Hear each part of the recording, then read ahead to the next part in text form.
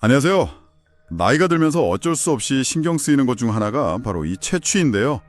오늘은 이른바 노인염새라고도 불리는 그런 채취를 효과적으로 관리하는 방법에 대해서 좀 자세히 알아보겠습니다. 네, 이게 사실 단순히 그냥 냄새 문제다라기보다는 우리 몸의 어떤 노화 과정, 또 전반적인 건강 상태하고도 관련이 깊거든요.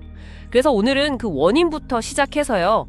청결 관리, 구강 관리, 그리고 어쩌면 좀 의외라고 생각하실 수도 있는데 식단까지 실질적인 관리법들을 하나씩 짚어보죠. 좋습니다. 그럼 뭐니 해도 원인을 먼저 알아봐야겠죠. 그 핵심 원인으로 노네날이라는 물질이 자주 얘기되더라고요. 아, 네, 맞습니다. 노네날. 이게 피부 피지 속에 있는 지방산이 산화되면서 만들어지는 물질인데요.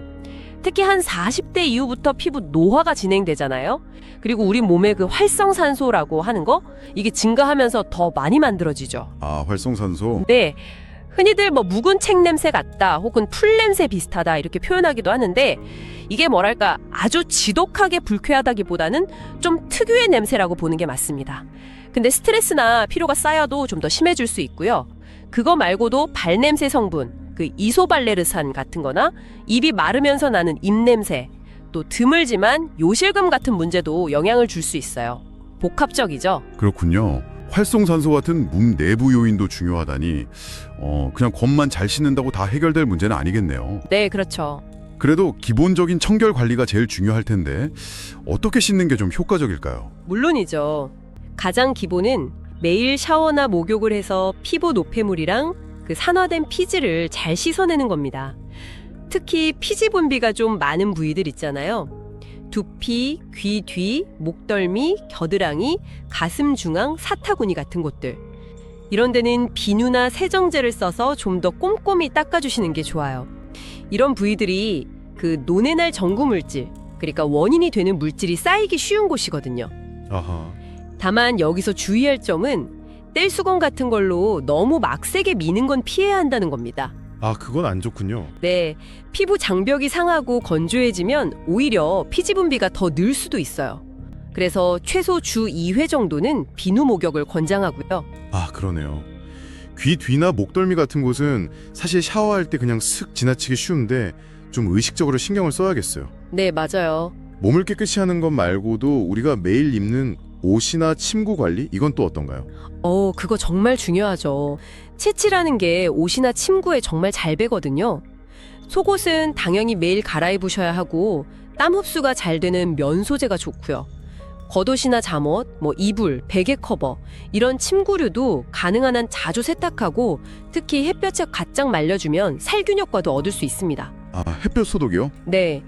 그리고 생활하는 공간도 자주 환기시켜서 그 냄새 입자들이 공기 중에 머물지 않도록 하는 게 좋고요. 필요하다면 탈취제나 공기청정기를 쓰시는 것도 방법이죠. 그렇군요. 입냄새 문제도 사실 빼놓을 수가 없잖아요. 나이가 들면 입이 더 마르기 쉽다고 하던데. 네, 맞아요. 침 분비량이 줄어들면 입안이 건조해지고 이게 세균이 번식하기 딱 좋은 환경이 되거든요. 그래서 입냄새가 심해질 수 있습니다. 그러니까 하루 2번 이상, 특히 자기 전에는 꼭 양치질 꼼꼼하게 하시고 칫솔 잘 안 닿는 혀 백태는 혀 클리너로 제거하고요. 치아 사이는 치실이나 치간 칫솔 꼭 사용하셔야 하고요. 아, 네네. 틀니 쓰시는 분들은 식사 후에 꼭 세척하고 전용 세정제로 소독하고 주무실 때는 빼놓는 게 좋습니다.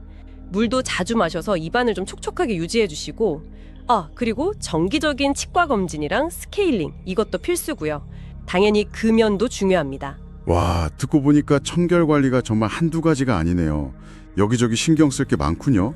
그런데 아까 식단도 채취에 영향을 준다고 하셨는데 그건 좀 놀라워요. 어떤 관련이 있는 거죠? 이게 생각보다 관련이 꽤 깊습니다.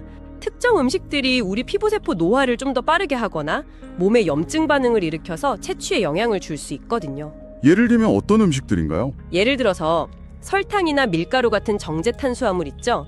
그리고 옥수수유나 콩기름처럼 좀 염증 유발하기 쉬운 오메가6 지방산 비율이 높은 그런 식용유들, 또 각종 첨가물이 많이 들어간 가공식품들, 이런 것들은 좀 피하는 게 좋습니다.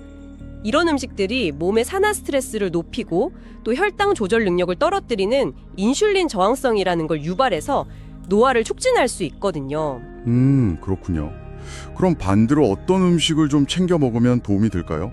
그냥 뭐 건강한 음식 이런 거 말고 채취 관리에 좀 더 특화된 게 있을까요? 일단 기본은 항산화 성분이 많은 채소랑 과일 섭취를 늘리는 거고요. 가공되지 않은 자연 그대로의 식재료, 뭐 예를 들면 질 좋은 단백질이랑 지방을 주는 육류, 생선, 달걀 이런 거 충분히 드시는 게 좋습니다. 그리고 조리할 때는요, 고온에서도 구조가 좀 안정적인 코코넛 오일이나 기버터, 라드 같은 포화지방 사용을 고려해 볼 수 있어요. 아, 포화지방이요? 그건 안 좋다고 알려지지 않았나요? 네, 흔히 그렇게 알려져 있는데 이게 반드시 건강에 해롭기만 한 건 아니고요. 오히려 식물성 기름보다 산화에 더 강할 수가 있어요. 그래서 핵심은 정제 탄수화물 섭취를 줄이고 가공식품 대신 진짜 음식, 홀푸드를 먹는 겁니다.